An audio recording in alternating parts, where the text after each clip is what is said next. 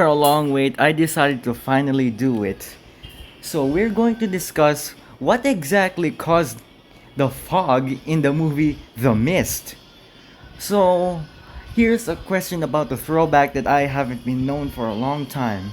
What exactly is The Mist and where did it come from?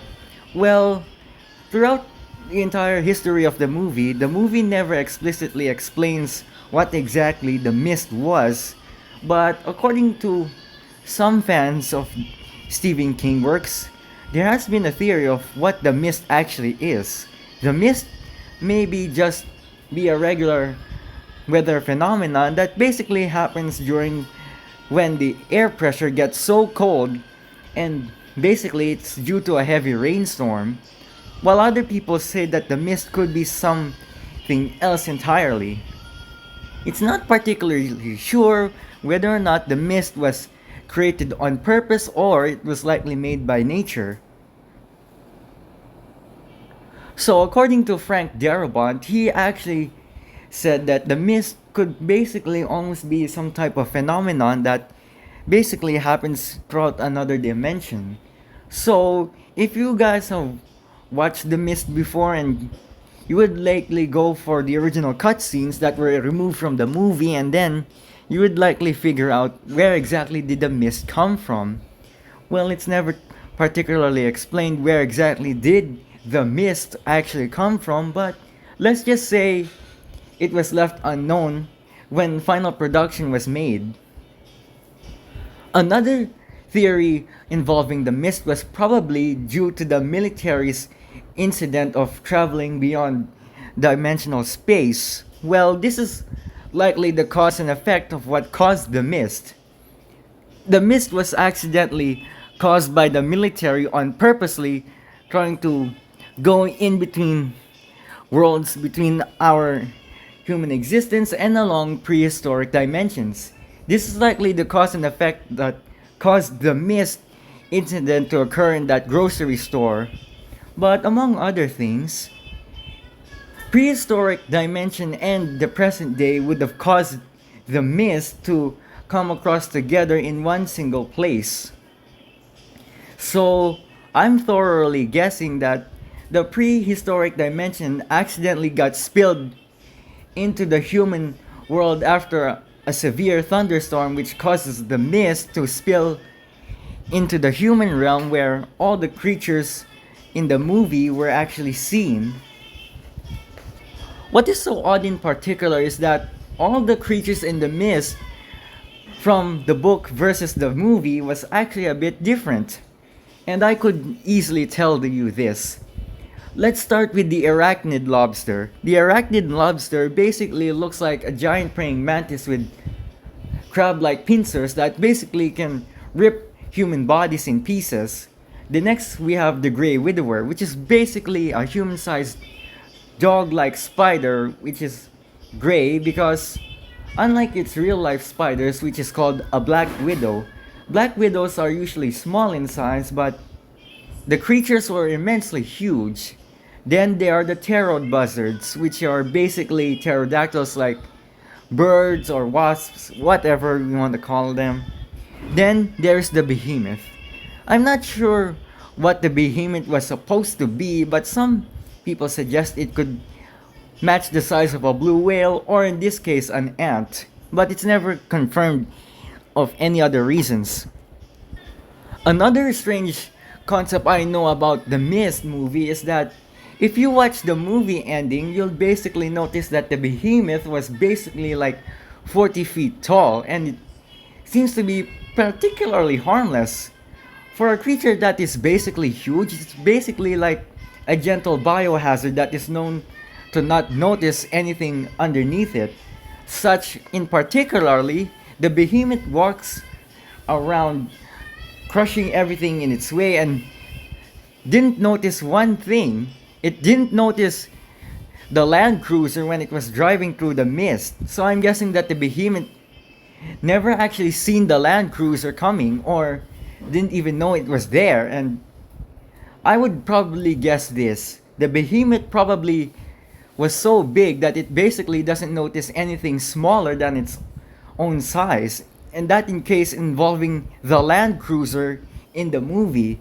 When the behemoth was seen first walking through the mist, we can actually see that it's huge compared to the Land Cruiser, and the behemoth is like, I don't see anything. And what is that small car doing in front of my face? So it's likely that the behemoth doesn't even notice that the Land Cruiser was actually in front of him. And the behemoth just said, never mind, I'm just gonna mind my business. I don't have time to deal with a small car. And the behemoth just basically walks away. However, in the book, the behemoth seems to be a lot bigger than the Land Cruiser than itself. Unfortunately, though, it basically is so high up in the book, I couldn't even tell how high it could go. David actually reveals that it could basically match the size of a blue whale, which is particularly what I said earlier. Okay, discussing the ending between the book and the film. In the book, they drive an international scout, and David was driving through the mist, and he was the one driving, and he actually found a radio network that says Hartford, and they ended up driving in to the mist a bit further, a couple of miles, I think. However, the movie ended a bit differently. The Land Cruiser ends up slowing down and comes to a dead stop right in the middle of the road, covered in the mist, running out of gas. So I'm guessing that was basically the differences between the book and the film. So what are the differences between the book and the film? Well, it's the ending, of course. It's actually revealed that David's car was an international scout, while in the movie it was a Land Cruiser. I don't obviously notice how two things could be so basic compared to what each other would have concepted. What I love about The Mist is that I like the original ending in the book a lot better. Unfortunately, the movie never expected to use a different ending, which is kind of dark. Oh yeah, the dark ending was after they run out of gas, David decides to do the opposite thing. Shoot everyone inside the car. I mean, that wasn't basically an option. If you have an option to go with, you'd basically choose two options. Option one is that you either stay alive or just wait. Two, you could basically immediately die and commit suicide before something could attack you. Well, I'm gonna go with option one because it feels a lot safer than getting attacked or getting mauled to death by a creature. So I'm guessing that the safest option must be staying inside and wait for someone to find you. What I actually love about The Mist is not only it became a movie of conflict, but it also is the conflicted side of what our actions are based off and what are we going to do with our lives. So in order to survive the mist, the only thing you can do is protect yourself and others by staying inside and wait for authorities to come and get you. Unfortunately, the Mist movie never actually explained why they did the killing.